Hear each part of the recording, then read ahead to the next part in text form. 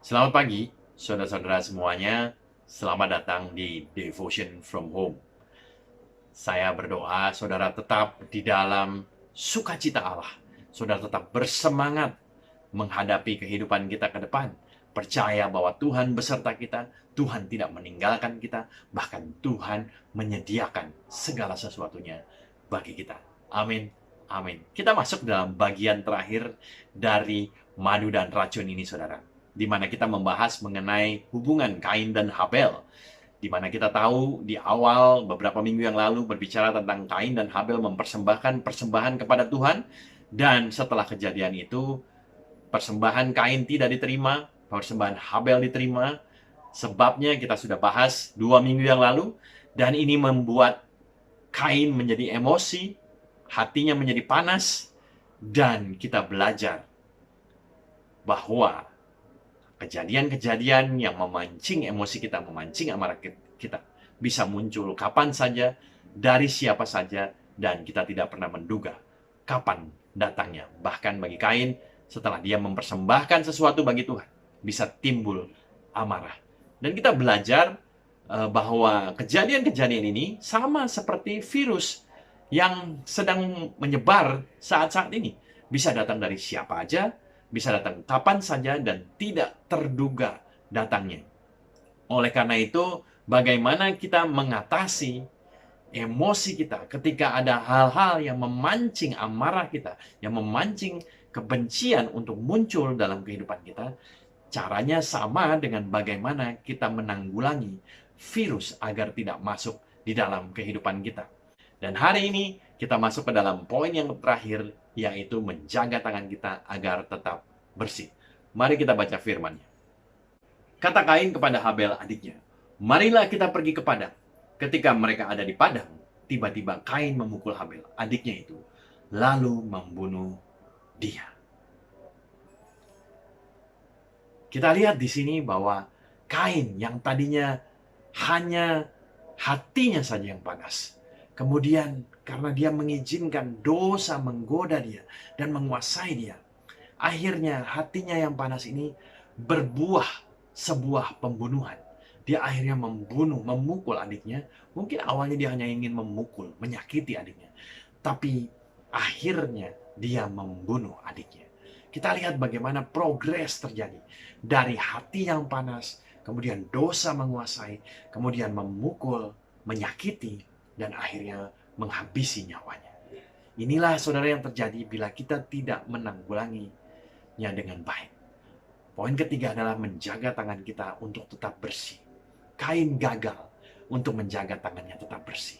Di masa pandemi ini kita berusaha untuk menjaga tangan kita untuk tetap bersih, agar virus tidak menempel di tangan kita dan bisa membahayakan kehidupan kita.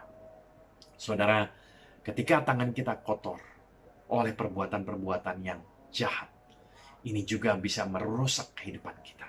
Kita bisa dipenuhi dengan rasa bersalah, kita bisa dipenuhi dengan rasa malu, kita bisa merasa tertuduh akan apa yang telah kita lakukan. Oleh karena itu penting bagi kita untuk tetap menjaga tangan kita untuk tetap bersih. Bagaimana caranya kita menjaganya agar tetap bersih? Kita baca firman Tuhan. Matius 5 ayat 44 berkata, "Tetapi aku berkata kepadamu, kasihilah musuhmu dan berdoalah bagi mereka yang menganiaya kamu." Sebagaimana yang kita lihat di dalam Matius 5 ayat 44. Tuhan mengajarkan, kalau ada orang yang memusuhi kamu, kalau ada orang yang menganiaya kamu, jangan kamu balas setimpal, tapi balaslah dengan hal yang berbeda, yaitu kasihilah dia. Wow, nggak gampang, nggak layak dia, Tuhan terima kasih saya. Tapi Tuhan bilang, kasihilah dia. Walaupun dia tidak layak menerimanya, tapi kasihilah dia. Walaupun dia tidak layak untuk mendapat doa kamu, tapi doakanlah dia. Walaupun dia tidak layak untuk mendapat berkat yang daripada kamu, tapi berkatilah dia. Itulah yang firman ajarkan. Inilah bagaimana caranya kita mencuci tangan kita agar tetap bersih. Yaitu dengan tetap mengasihi orang tersebut, tetap berdoa bagi orang tersebut, tetap memberkati orang tersebut. Dan ini akan menjaga tangan kita untuk tetap bersih dan menjaga kehidupan kita untuk lepas daripada dosa, daripada rasa bersalah, daripada rasa terdakwa, rasa malu yang akan menyerang kita bila kita tidak mengatasinya dengan baik. Love them instead of lose them. Kasihilah mereka daripada kehilangan mereka. Inilah yang Tuhan Yesus lakukan juga kepada kita. Dia bisa saja kehilangan kita. Dia Tuhan ketika dia melihat bahwa kita melakukan begitu banyak kejahatan, begitu banyak dosa. Dia bisa aja, ya udahlah manusia kita hilangkan aja. Tapi Tuhan tidak melakukan yang seperti itu. Tuhan begitu mengasihi kita. Dia tidak mau kehilangan kita. Oleh karena itu dia kirim Yesus ke dunia untuk mati bagi kita. Mati dan sengsara bagi orang yang bersalah kepadanya. Kita mungkin merasa, Tuhan sengsara loh Tuhan. Dengan dia memusuhi saya, yang dia lakukan ini membuat saya marah loh Tuhan. Membuat saya sengsara loh Tuhan. Tapi Yesus juga melalui kesengsaraan yang sama. Karena dosa kita juga. Yesus mengajarkan kepada kita. Bagaimana untuk mengasihi orang yang bersalah kepada kita. Bagaimana untuk mengampuni orang yang bersalah kepada kita. Dengan kadang-kadang harus melewati masa-masa kesengsaraan. Oleh karena itu, mari saudara, kita kasih orang yang bersalah pada kita. Mari kita sayangi dia. Mari kita doakan dia. Mari kita berkati dia. Salah satu cara ampuh untuk mengurangi rasa pahit kepada seseorang adalah dengan mengasihi mereka. Dengan berdoa bagi mereka. Dan dengan memberkati mereka. Itu akan mengobati kita dan menjaga. Seperti hand sanitizer. Membersihkan tangan kita dari kotoran dosa. Dari kotoran rasa benci, rasa pahit dalam kehidupan kita. Lukas 6 ayat 32 mengatakan, dan jikalau kamu mengasihi orang yang mengasihi kamu, apakah jasamu? Karena orang-orang berdosa pun mengasihi juga orang-orang yang mengasihi mereka. Lukas 6 ayat 32 mengajarkan kepada kita, kalau kita hanya mengasihi orang yang berbuat baik kepada kita, apa bedanya kita dengan orang lain? Karena seorang pembunuh pun bisa melakukan yang baik kepada orang yang baik kepada dia. Tapi Yesus mengajarkan kepada kita untuk bisa melakukan hal yang baik kepada mereka yang tidak baik kepada kita. Itu yang membedakan kita daripada orang-orang lain. Ini yang membedakan Tuhan kita juga daripada Tuhan yang lain. Bahwa Tuhan kita memiliki unconditional love, kasih yang tidak bersyarat kepada manusia. Oleh karena itu, kita juga harus belajar untuk bisa melakukan hal yang baik kepada mereka yang berbuat jahat kepada kita. Amin saudara.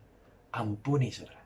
Firman berkata bahwa kita harus mengampuni orang yang bersalah kepada kita 70 kali 7 kali. Artinya 490 kali. 1 tahun hanya 365 hari. Dan Tuhan meminta kita mengampuni 490 kali. Artinya ada hari-hari di mana kita harus mengampuni orang yang sama lebih daripada 1 kali sehari. Amin. Tidak mudah. Tapi bila kita ingin seperti Kristus, kita belajar untuk tetap menjaga tangan kita bersih daripada dosa. Amin. Saya tutup dengan kesaksian ini. Saya waktu bekerja dulu ada orang yang, saya nggak suka karena sikapnya, attitude-nya. Tapi kemudian Tuhan mengajarkan saya untuk memberkati dia, berbuat hal yang baik kepada dia. Lalu satu hari saya memberikan dia 1 lusin donat untuk dia dan tim yang dipimpinnya pada saat itu. Dan ketika saya membelikan, saya menyerahkan kepada dia, dia hanya mengambilnya dan kemudian dia berikan kepada tim. Saya emosi saudara. Ketika saya meninggalkan kantornya, saya emosi. Karena saya bilang, emang tuh orang nggak tahu diri sih Tuhan. Pantesan aja saya marah sama dia, nggak suka sama dia. Layaklah untuk saya marah sama dia. Saudara lihat, emosi muncul kapan saja. Padahal saya lagi hendak berbuat baik. Langsung tiba-tiba emosi muncul dan dosa mengintip di dalam kehidupan saya. Dan kemudian di mobil saya berbicara dengan Tuhan. Saya bilang, emang orang itu layak Tuhan. Tapi inilah kita menyaring pikiran kita dengan berbicara kepada Tuhan. Kalau saudara lagi emosi, jangan berbicara kepada orang lain, tapi bicaralah kepada Tuhan. Dan Tuhan akan memfilter pikiran kita. Dan ketika saya berbicara dengan Tuhan, Tuhan mengingatkan kepada saya, kamu berikan donat itu untuk apa? Untuk memberkati dia kan? Iya Tuhan. Bukan untuk mendapatkan terima kasih kan? Iya Tuhan. Kamu udah dapat dong memberkati dia? Udah. Nah, artinya nggak penting untuk dia mengatakan terima kasih atau enggak. Karena bukan itu tujuan kamu. Lihat saudara, memfilter pikiran-pikiran yang baik dan pikiran-pikiran yang jahat.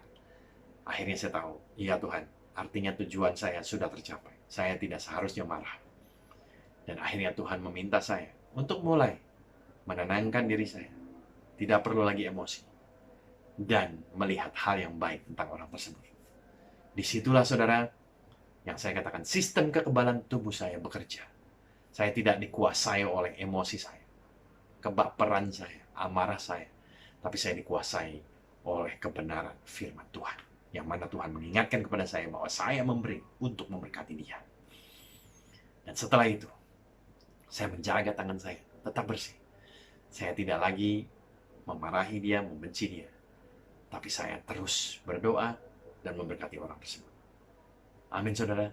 Biarlah firman hari ini mengajarkan kepada kita bagaimana kita bisa menanggulangi, mengatasi emosi yang tiba-tiba bisa muncul dalam kehidupan kita.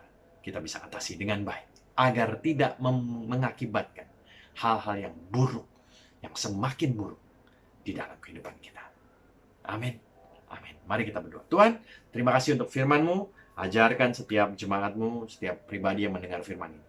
Agar kami tetap menjaga tangan kami, tetap bersih. Saring pikiran kami, Tuhan. Menyaring hal-hal yang baik yang daripada Tuhan. Meningkatkan sistem kekebalan tubuh kami. Kami belajar untuk melakukan apa yang sesuai dengan kebenaran firman Tuhan. Dan kami menjaga tangan kami tetap bersih. Terima kasih untuk kebenaran firman-Mu. Ajar hati kami untuk bisa mengaplikasikannya di dalam kehidupan kami. Terima kasih Bapa, di dalam nama Tuhan Yesus kami berdoa dan mengucap syukur. Amin. Tuhan Yesus memberkati saudara. Have a nice weekend.